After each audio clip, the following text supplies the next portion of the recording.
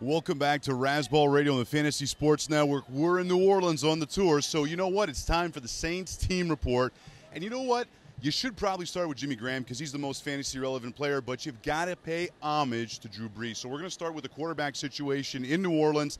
Not that there is a quarterback situation, because Drew Brees has been one of the most consistent, most phenomenal quarterbacks the NFL has seen in a long time. This guy's averaged over 5,100 yards the last 3 years, and the last 3 years has thrown at least 39 touchdowns. That is incredible.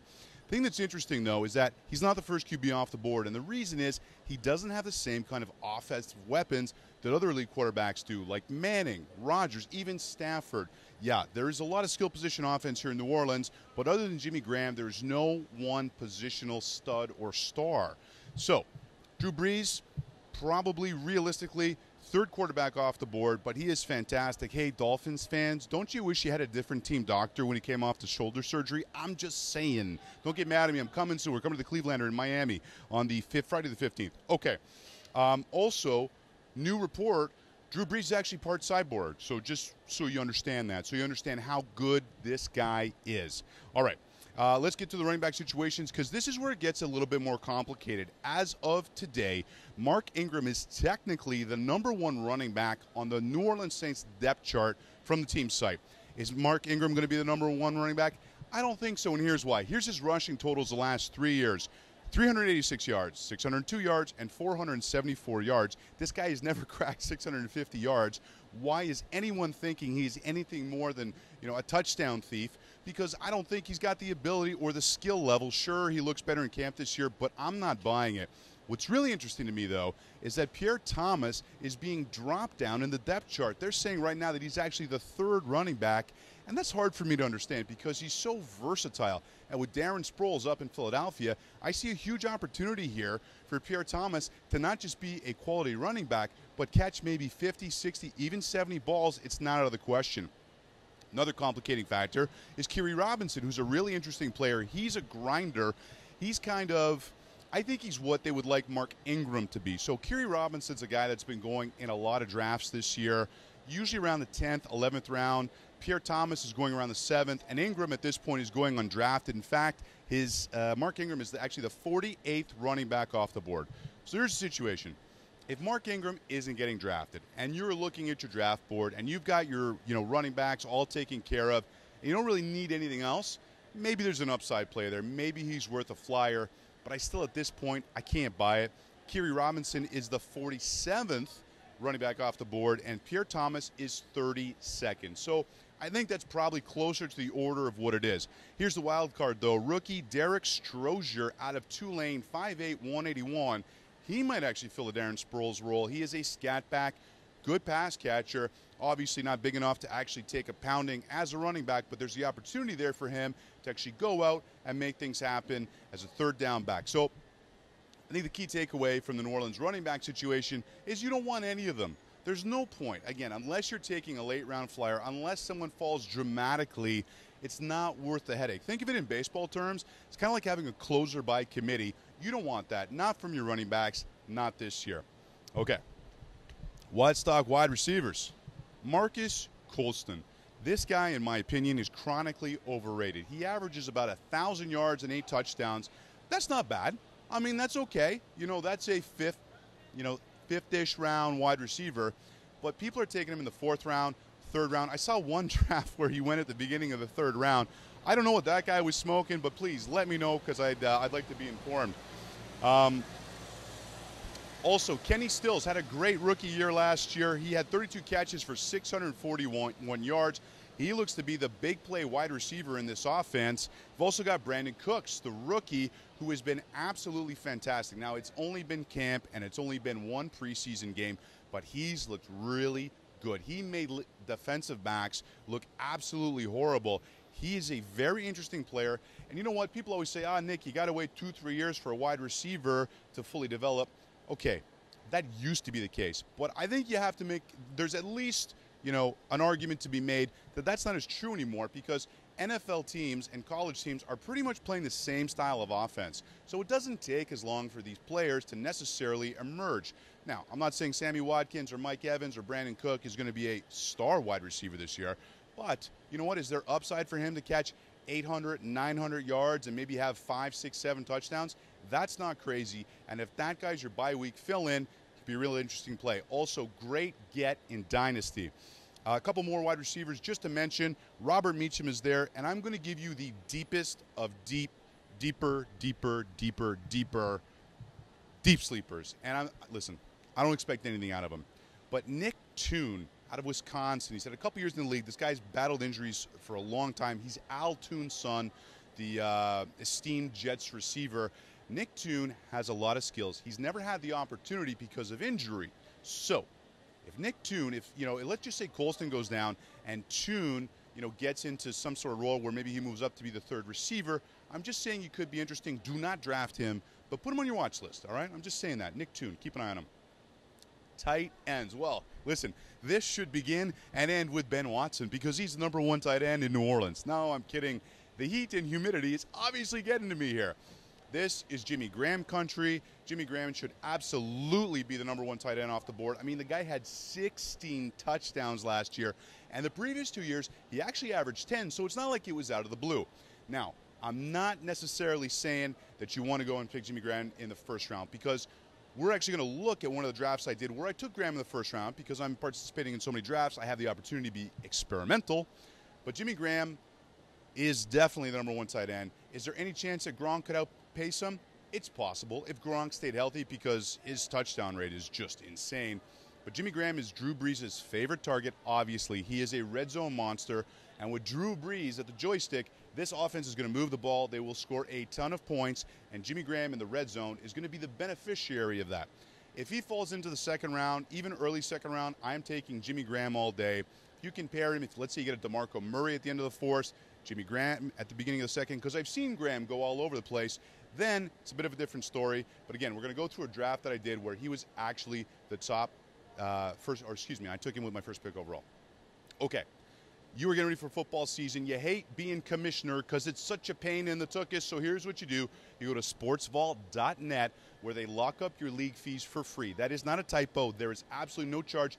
They collect your league fees from your team, from your league mates.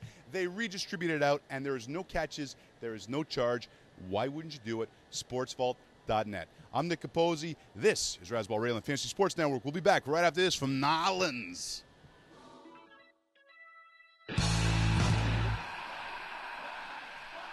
I was never one for traditional dating, which is why I like to meet guys on arrangementfinders.com. Arrangement Finders puts a twist on dating that works so well, they guarantee you'll find a girl. That's right, guarantee. Sounds too good to be true? Check out these girls on arrangementfinders.com who are looking to date. She's hot. She's hot. Okay, her, not so much. Anyway, it's free to join. Go to Arrangement Finders and meet girls like me who know what you really want.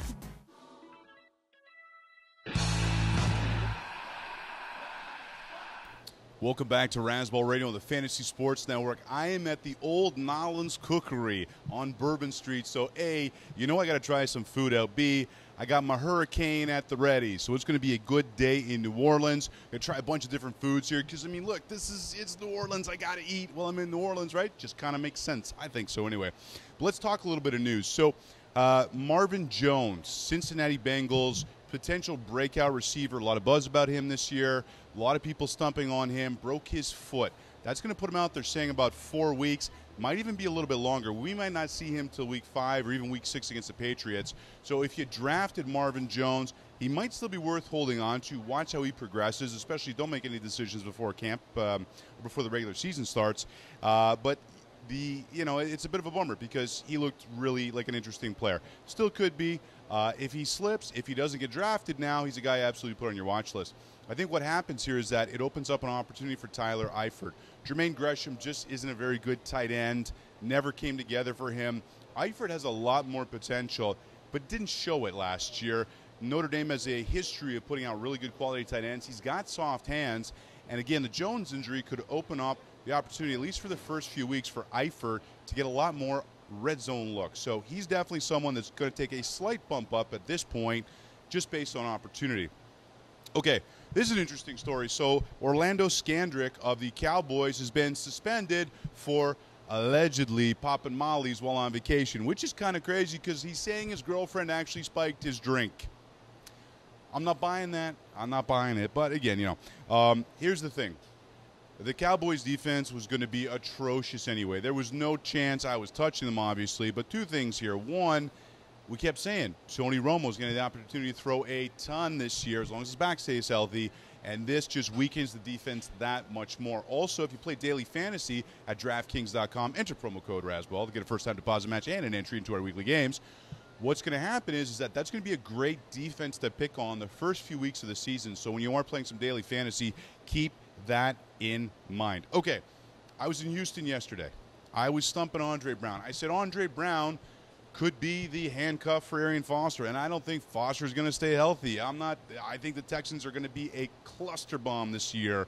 But Andre Brown got released, which shocked me. It looks like Grimes is probably the handcuff now. He's the 83rd running back off the board. I mean, he's not getting drafted in 20-team leagues. That is just a messy situation. Avoid it. You don't want any part of that. It's ugly, like ugly. So don't touch any. Just don't touch the Texans. Just don't touch the Texans. I'm telling you, might be worst team in the league this year. It's plus $25,000. It's bananas. Okay, Odell Beckham, rookie wide receiver for the New York G-Men. So it's really good so far. He's back at practice. Here's the thing.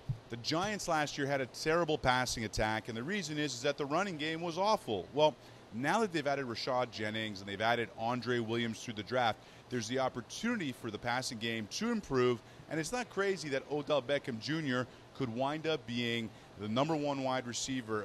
Not number one wide receiver on the team, but he could be Offensive Player of the Year. It's not crazy. I'm not saying I love him that much. Apparently there's some issues with him. He needs to work on some stuff. But skill-wise, he does have that kind of upside. So there is a chance that Odell Beckham Jr., who right now I've seen, he's only been drafted in 3 of the redraft leagues we've done. We've done 8 so far. I think it's 8. I'm losing count. I'm losing my marbles. It's perfect. I think he's been drafted 2 or 3 times. So Odell Beckham is a guy who's going to be out there. You can pick him up in your draft. If you've already drafted, he's someone that might be worth a waiver claim.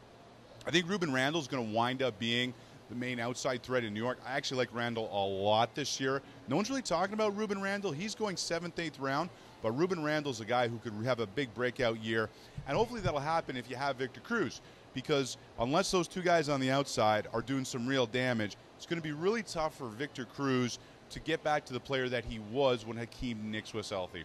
So there's an overview of kind of what's happening with the wide receivers over there. By the way, here's something else too. This year, I've done a ton of wide receiver off the top. And there's talk now about the hand checking and how they're not going to let the defensive backs be aggressive with the wide receivers. This has already become a video game. It's like, I feel like I'm playing Madden when I watch the NFL because it's so pass happy. And I'm not complaining. I love it. Okay? It's like, give me back the PEDs in baseball. All right? Don't let the defensive backs touch the receivers. Let them get open. I want to see the big plays. That's what's exciting. Although maybe it is kind of turning into flag football.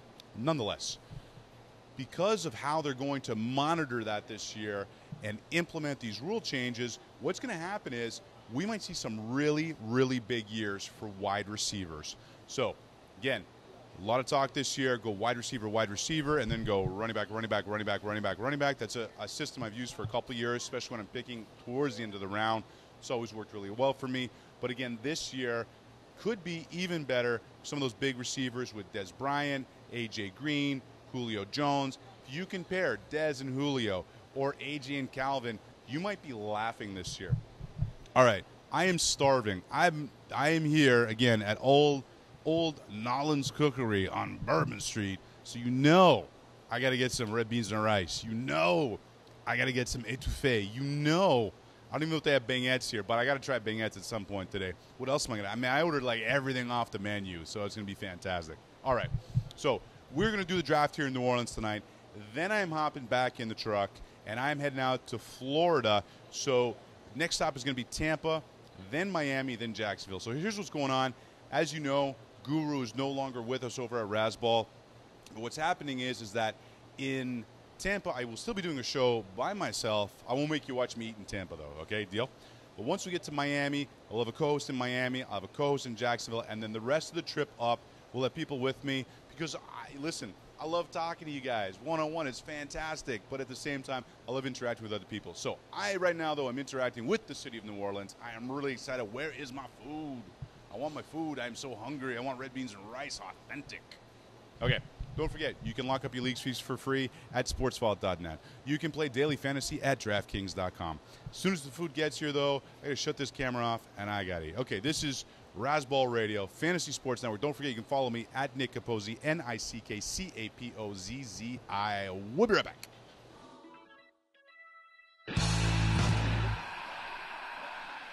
I was never one for traditional dating, which is why I like to meet guys on arrangementfinders.com. Arrangement Finders puts a twist on dating that works so well, they guarantee you'll find a girl. That's right, guarantee. Sounds too good to be true? Check out these girls on arrangementfinders.com who are looking to date. She's hot. She's hot. Okay, her, not so much. Anyway, it's free to join. Go to Arrangement Finders and meet girls like me who know what you really want.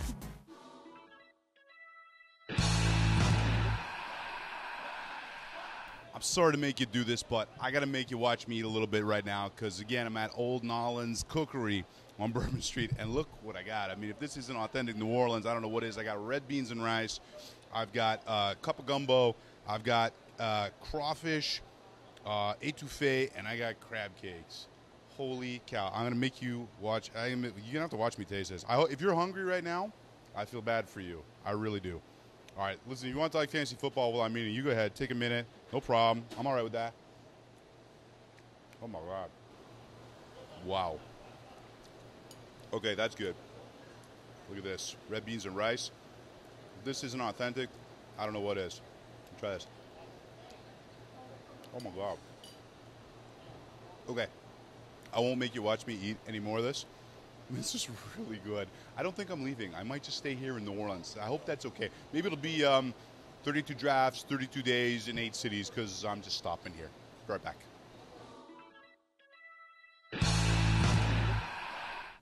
All right, we're hanging out on Bourbon Street. I heard you had a joke, football joke.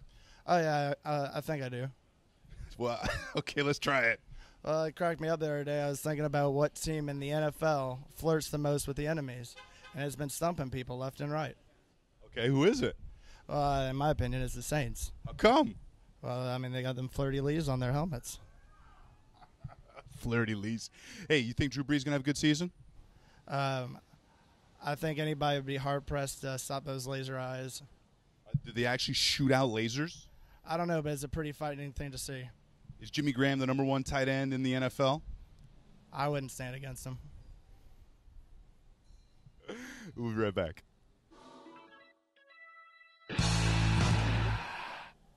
Welcome back to Razzball Radio on the Fantasy Sports Network. Still in New Orleans. It is hot and muggy here, but you know what? I'm having a great time. Can't wait to get to the draft tonight. So we are in Jimmy Graham country. So there's been a lot of debate this year of whether or not to take a tight end in the first round.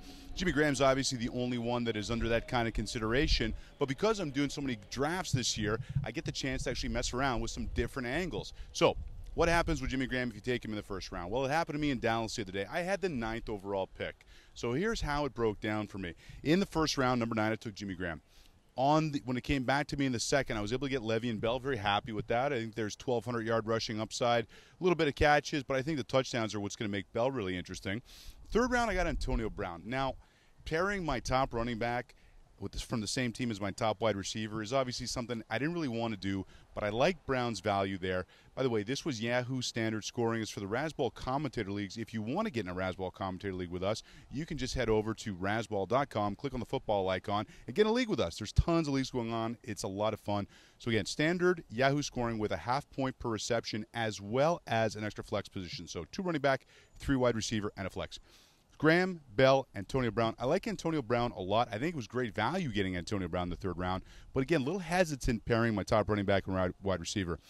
4th round, I got C.J. Spiller. Obviously, loved the upside with him. There is risk there, but I felt pretty comfortable by having Graham and Bell that I could take a chance on Spiller in the 4th round. Fifth round, I took Matthew Stafford. Reason I did that was I love Stafford this year. I think there's 40 touchdowns. Lions could be the #1 offense. I love them getting Ebron. I took him in a dynasty rookie draft earlier this week, so I like that whole Detroit Lions offense. Stafford in the 5th round, very happy with that. Michael Floyd in the 6th round. I actually thought that was a very good value pick for my #2 receiver, so I was very happy with that addition. In the 7th round, I got Terrence Williams. Now, of course, looks like the Dallas defense is going to be terrible. A lot of opportunity for Tony Romo on that offense to put big-time points on the board. I like Terrence Williams as a breakout this year. 7th round, very happy with that kind of value.